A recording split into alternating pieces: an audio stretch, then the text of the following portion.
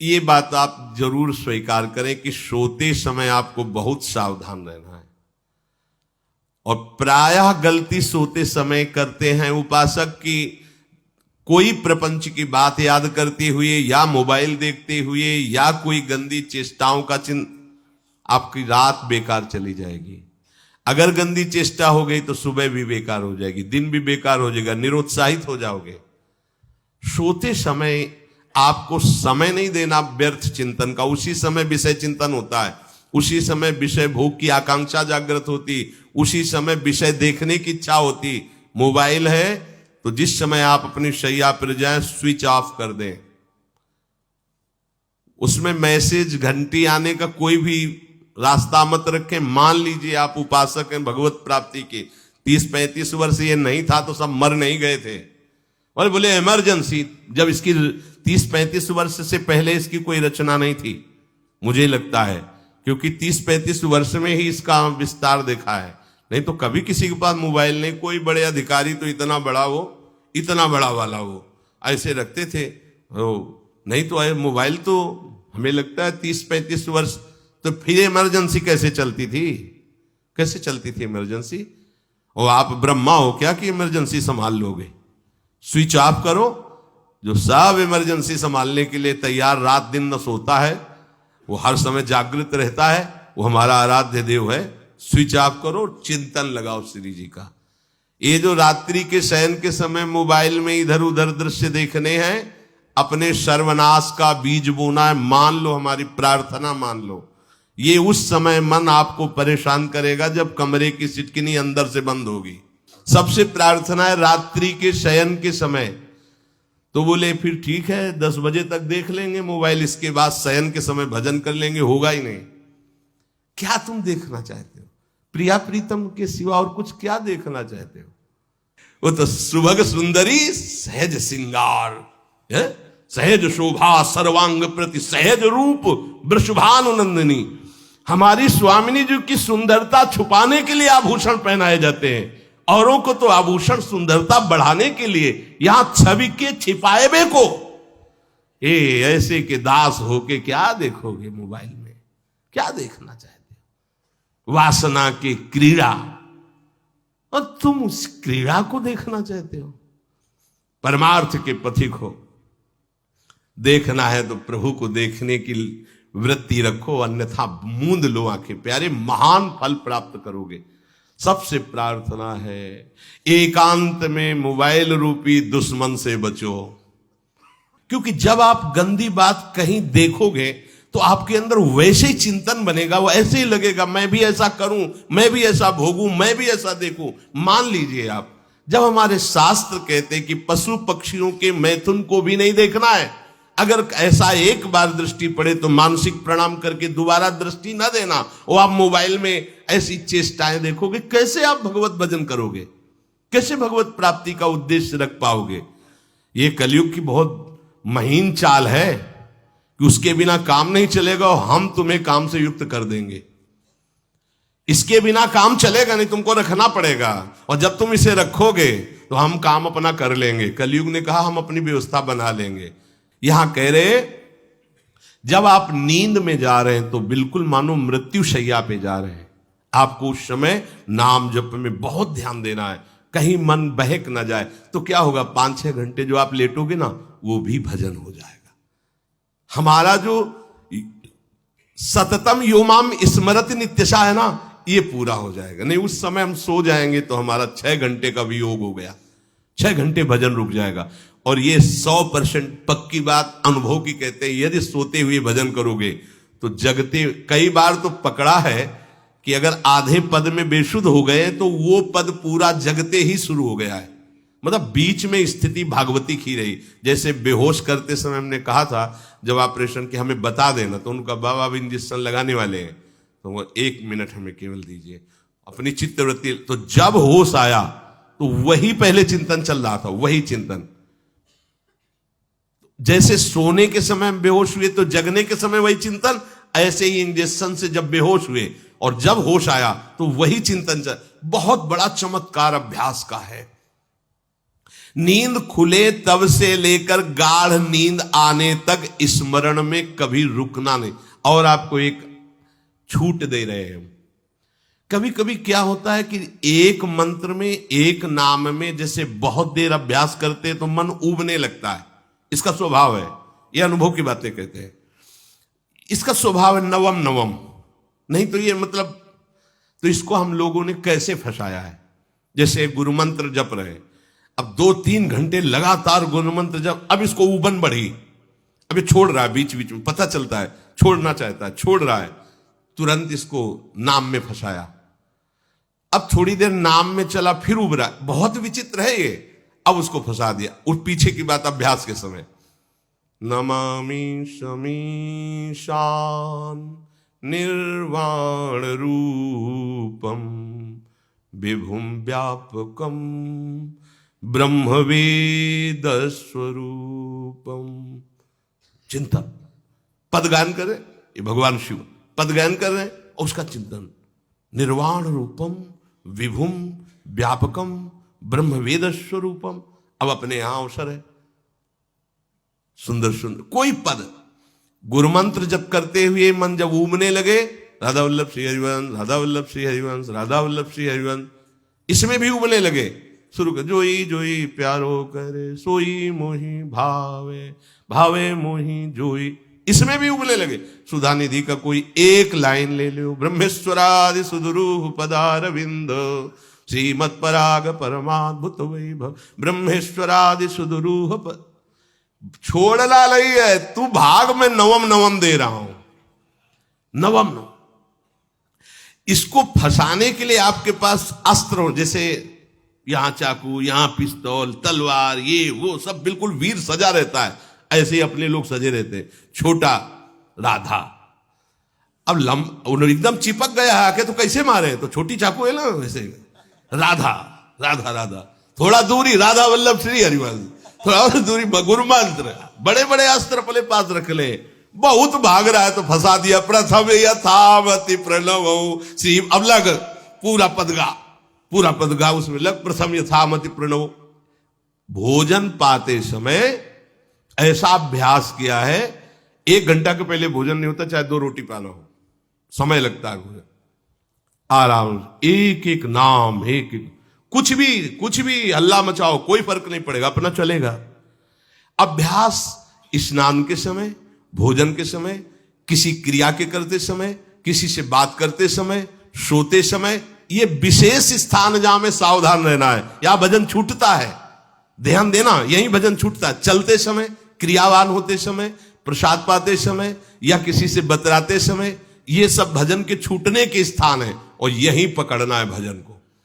जब आपको बिल्कुल न लगे तो मानसिक सब बंद कर दो और गुनगुनाने लगो, जो धुनी आपको अच्छी लगे उसी में नाम, कोई नाम लेके, संसार का चिंतन न होने पावे, चाहे जो कुछ तुम जहां तुम्हारा मन आवे, गंगावरी गोदावरी, कुछ भी, भागवतिक चिंतन के सिवा संसार के चिंतन न होने पाए। पहले ऐसे अनन्य बनो, फिर बाद में अनन्यता आती, रसना कटो जो अनरट। हाँ भी विषय चिंतन कर रहे हैं, प्रपंच कर रहे हैं, बोले रसना कटो जो अनरटो, और नहीं बोल सकते, प्रपंच बोलेंगे बस, रसना कटो, ये शब्द वहां नहीं आते। पहले हम आपको छूट देते, भक्त चरित्र, भगवान की चरित्र, नाम, कीर्तन, मंत्र, जो भी चाहो, संसार का चिंतन मत होने देना, पहले ये पकड़ो, फिर आगे चल करके जब पवित्र हृदय होगा तब ये निष्ठा आती, रसना कटो जो अन रटो, निरखियन फुटो नयन। मान लो संसार का चिंतन नहीं करने देना है इसको, आप जैसे बने वैसे करो भागवतिक चिंतन, कोई नाम ले लो, कोई मंत्र ले लो, तुम्हें जो प्रिय लगे, हम छूट देते हैं। ये नहीं करे कि रसना कटो जो अन रटो, ये बाद की बात है, हमें पहले इसका संसार चिंतन रोकना है। कैसे छूटेगा, कैसे छूटेगा, हमें यह पकड़ना है, नहीं तो निष्ठा की बात। जो हरि नाम जगत त्रिशिरोमणि वंश बिना कबहू, हरिवंश बोलेंगे नहीं, हरि बोलना नहीं है, हरि बोलना नहीं, क्योंकि जो हरिनाम जगत त्रिशिरोमणि वंश बिना, और हरिवंश बोलना नहीं है क्योंकि प्रपंच में रति। तो क्या करो, जो तुम्हें प्रिय लगे पहले उसे पकड़ो, ये हम अंदर की बात करें, प्रवचन की बात नहीं कह रहे। मन को फंसाना है हमें। राम कृष्ण हरि जहां लगे इसको लगाओ, पहले इसको फंसाओ, संसार का चिंतन न होने दे। गीता भागवत भक्त चरित्र कुछ भी कहीं भी इसे फंसाओ, पहले संसार का चिंतन न होने दो, फिर लाओ इसको घुमा के निकुंज वाटिका में। फिर तो भागेगा ही नहीं, फिर नहीं भागेगा। अब सीधे निकुंज वाटिका में किसी महाभाग्यशाली गुरु आश्रित का लगेगा, अन्यथा बहुत प्रपंची मन है। आप आश्रय इधर का लोगे, प्रपंच का चिंतन करोगे, बात बनेगी नहीं। चिंतन छोड़ना है हमें, जैसे बने तैसे संसार का चिंतन छूट जाए तो हम विजय को प्राप्त होंगे। ध्यान दीजिए, इस परमात्म तत्व को वही प्राप्त कर पाता है जिसका राग बीत गया है, खत्म हो गया है, वैराग्यवान। ज्यादा परिश्रम नहीं है वैराग्य में, विवेक नहीं होने के कारण हम वैराग्य नहीं धारण कर पाते। हम बाहरी बातों को वैराग्य ले लेते हैं, ऐसा कपड़ा बदल लेना या कपड़ा ना पहनना या लौकी का कमंडल, मिट्टी का पात्र, तो हम अपने को वैरागी। बात यहां नहीं रुकेगी। वैराग्य का इतना ही मतलब नहीं, ये भी एक बाह्य अंग है वैराग्य का, पर वैराग्य का सच्चा स्वरूप है वीतरागा। कहीं कुछ भी अच्छा नहीं लग रहा, कोई भी सुख आकर्षित नहीं कर रहा, लोक लोकांतर की प्रतिष्ठा, मान, सुख, ऐश्वर्य, व्यक्ति, कुछ अच्छा नहीं। राग खत्म हो गया। ऐसा उस अक्षर ब्रह्म को, अविनाशी तत्व को जान पाता है। जगते भयो फिरे बैरागी। जैसी हरिवंश प्रपंच बंच सब ये काल ब्याल को खायो। हालत यह है कि जैसे सांप ने मेढक को पकड़ रखा और मेढक सामने पतिंगा को, कीड़े को पकड़ना चाहता है। उसे यह पता नहीं कि मैं खुद किसी का कवल बन चुका हूं, वो एक झटके में मुझे अपने पेट में ले जाएगा। ऐसे ही हम सब हैं, काल के द्वारा ग्रसित है। काल ने हमें पकड़ रखा है, पर हम भोग भोगना चाहते हैं। हम नाना प्रकार की मान प्रतिष्ठा पाना चाहिए, ये पता नहीं एक झटके में हमारा अस्तित्व ही खत्म हो जाएगा। जिनके अंतःकरण में किसी भी व्यक्ति, वस्तु, स्थान, पद, प्रतिष्ठा का राग ही नहीं रह गया है, उसे कहते हैं वैराग्य वान। वीतरागाह, राग ही नहीं है। जिनका अंतःकरण निष्पाप निर्मल हो चुका है, जिनके हृदय में केवल भगवत प्राप्ति की उत्कट लालसा जागृत हो गई है, ऐसा साधन संपन्न उपासक परमात्म तत्व में प्रवेश पाता है। अध्यात्म मार्ग की ऊंचाई पर वो स्थित हो जाता है। यदि छंतु ब्रह्मचर्यम चरंती, जिनकी इच्छा एकमात्र भगवत प्राप्ति की है, यदि छंतो, तो उनको क्या करना होगा? ब्रह्मचर्यम चरंती, ब्रह्मचर्य का पालन करना होगा। प्रत्येक इंद्रियों का निर्विषय हो जाना वास्तविक ब्रह्मचर्य है। केवल जनेंद्री से ही ब्रह्मचर्य को नहीं लेते। हमारी प्रत्येक इंद्री भोगों से रहित होकर भगवत अनुराग में, नेत्र प्रभु को देखना चाहते हैं, त्वगेंद्री प्रभु को स्पर्श करना चाहती है, घ्राणेंद्री प्रभु के श्री अंग की गंध पाना चाहती है, श्रवणेंद्री प्रभु के वचन सुनना चाहती है। एक एक इंद्री अपने प्रभु में लग गई, अंतर्मुख हो गई, बाहर विषयों का त्याग हो गया। इसे ब्रह्मचर्य कहते हैं। पर प्रारंभिक ब्रह्मचर्य में जनेंद्री का ब्रह्मचर्य अत्यंत आवश्यक है। यदि जनेंद्री जन्य व्यभिचार दोष से युक्त है तो कदापि उसे भगवत प्राप्ति नहीं हो सकती। शुभ गति व्यभिचारी शुभ गति चाहे असंभव। और भगवत मार्ग में सबसे बड़ा दुश्मन यही व्यभिचार दोष है, काम। इसी से हमारा हृदय मलिन होता रहता है, अंधा बटे और पड़ा चबाए वाली दशा रहती है। कहते हमें 50 वर्ष हो गए। अरे 50 जन्म हो जाए तुम व्यभिचार करो, गंदी बातें करो, गंदे चिंतन करो, सो समय व्यतीत कर, अनंत जन्म व्यतीत हो गए, भगवत प्राप्ति हुई क्या? 50 वर्ष से भगवत प्राप्ति हो जाएगी क्या? 5 मिनट काफी है भगवत प्राप्ति में, एक बार नाम काफी है। वो स्थिति तो लाओ। बार बार बहिर्मुख वृत्तियों के द्वारा विषयों में सुख बुद्धि कर लेने से हमारा सारा का सारा अध्यात्म चिंतन बदलता रहता है, इसलिए लाभ नहीं मिल पाता, एक रस चिंतन नहीं रह पाता। बार बार विक्षेपी विषय करते रहते हो, हम सहते रहते हैं और भोगते रहते हैं। एक बार तो हिम्मत करके उठो, अब लो नशानी अब ना नशई हो, एक बार तो दृढ़ बनो। बस मन के अनुकूल चलने की बात को तुम्हें रोकना होगा, तभी तुम्हारे अंदर यदि क्षंतो, ऐसी इच्छा जागृत होगी। पक्का पक्का ऐसा ही है, जब हम किसी विषय के वेग को सहते हैं, विषय नहीं भोगते, तो मन बहुत जलाता है। उस जलन में फिर एक ही बात होती है, बस भगवत प्राप्ति हो जाए, झंझट खत्म हो जाए। कब तक हम इसमें चलेंगे? एक बार भगवत, वो जलन हमको भगवत प्राप्ति की इच्छा प्रकट करती है। अपने लोग क्या करते हैं, जलन को मिटाने की कोशिश करने लगते हैं, तो भगवत प्राप्ति की इच्छा क्या, भोग प्राप्ति की तृष्णा जागृत हो जाती है। भोगे हुए भोगों को बार बार भोगने की इच्छा का नाम तृष्णा है। बाहर और भीतर से कोई सहयोगी नहीं, जल रहा है उपासक, तब रास्ता निकलता है भगवत प्राप्ति का, तब इच्छा प्रकट होती। अब नहीं, बहुत जल लिया, अब तो केवल प्रियाजू के समीप जाना है, अब तो प्रभु के सानिध्य में रहना है, नहीं इन भोगों की जलन में जलना है। पर यहां तक पहुंचने के लिए जलना होगा, तभी लिखा सहित सहित बाढ़ है भगति तास्तिति क्षस्व भारत, क्योंकि आगमा पाइनो अनित्यास, ये नाशवान काम क्रोध आदि तुम्हें प्रेरित करेंगे, तुम इनके वेगों को सह जाओ, ये स्थायी नहीं है। आगमा पाइनो है, आने जाने वाले हैं, और ये सहन करने से नष्ट होते हैं, भोगने से बढ़ते हैं।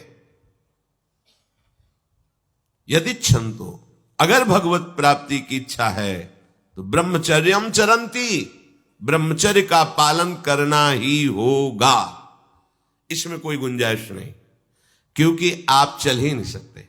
ध्यान से सुन लो, ये मनोरंजन का मार्ग नहीं है, इसमें मन ही मार तनहारिक वृंदावन में गाज, इसमें मन मारना होगा। प्रायः ये मन को दुलार करने वाले लोग कभी भाग्य से सत्संग में भी आ जाते हैं, कभी श्री विग्रह के दर्शन करने भी मंदिर पहुंच जाते हैं, कभी तीर्थ याटन भी करते हैं, पर इनका कोई लक्ष्य नहीं होता। आज सुन लिया सत्संग, बढ़िया है, लक्ष्य नहीं होता। यहां लक्ष्य वालों की बात हो रही। यदि क्षंतो, यदि तुम्हारी ऐसी इच्छा जागृत हो रही किसी जन्म में भगवत प्राप्ति करनी, तो ब्रह्मचर्यम चरंती, आप सच्ची मानिए, जिसके निकालने में तुमको सुख की अनुभूति हो रही, उसको रोकने में कितनी सुख की अनुभूति होगी। उन्मत्त हो जाओगे, बहुत जल्दी आपके सारे के सारे करण भगवदाकार होने लगेंगे यदि आप ब्रह्मचर्य का पालन करेंगे। शरीर स्वस्थ, हल्का, मन प्रसन्न, नींद आदि पर विजय, कितने गुण ही गुण। और ब्रह्मचर्यहीन आलस्य, प्रमाद, भोगों का चिंतन, मन का डिप्रेशन में पहुंचना, कमर में दर्द, टांगों में दर्द, सर में दर्द, घबराहट होना, बिना किसी कारण के मन भयभीत हो रहा है, भोजन अपच हो रहा है, बिना किसी प्रक्रिया के वीर नाश हो रहा है, बिना किसी प्रक्रिया के। काहे को मृत्यु स्वयं स्वीकार कर रहे हो, ये मृत्यु है। चाहे भगवान दत्तात्रेय जी बोल रहे हैं या भगवान कपिल देव जी बोल रहे हो, जब उपासक को संबोधन करते हैं भगवत प्राप्ति के लिए, तो कहते हैं कि इस भोग वृत्ति को साक्षात मृत्यु रूप देखो, ये मृत्यु है तुम्हारी। जब शरीर राग त्यागना है तो तुम शरीर से भोग भोगोगे तो आसक्ति शरीर की पुष्ट होगी, आसक्ति भोग सुख की पुष्ट होगी, है नहीं। कितने दिन शरीर रहेगा, कितने दिन भोग रहेंगे।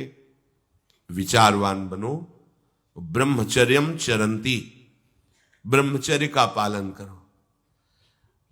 उपासक जो ब्रह्मचारी होता है उसका खिला हुआ चेहरा रहता है, जैसे कमल खिला हुआ, बिना किसी कारण के उसकी मुख मुद्रा में प्रसन्नता होती है।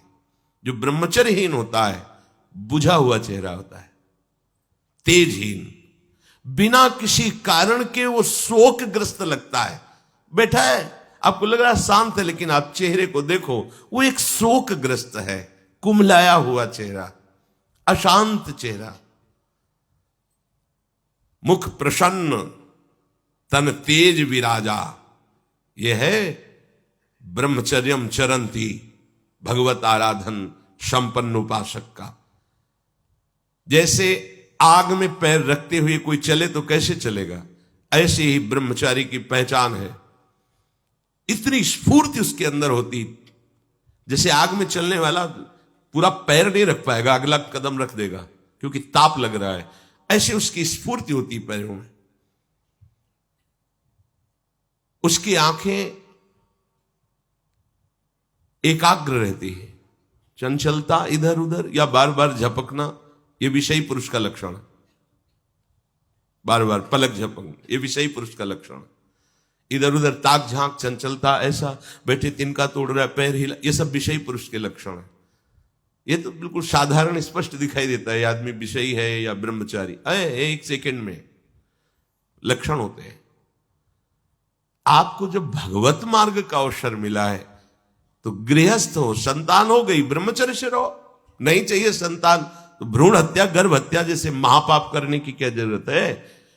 उसी वीर से संतान उत्पन्न होती है जिसको आप नष्ट कर रहे हो, जिसको आप ऐसे पानी में बहा रहे हो, व्यर्थ फेंक रहे हो, तो उसको भ्रूण हत्या का पाप लग रहा है, तो तुमको पुण्य लग रहा है, वीरपात कर रहे हो तुम्हें भी वही हत्या लग रही है, क्योंकि उसमें वही जीवात्मा है जो मां के गर्भ में जाके बालक रूप धारण कर लेती है, उसको तुम नष्ट कर रहे हो।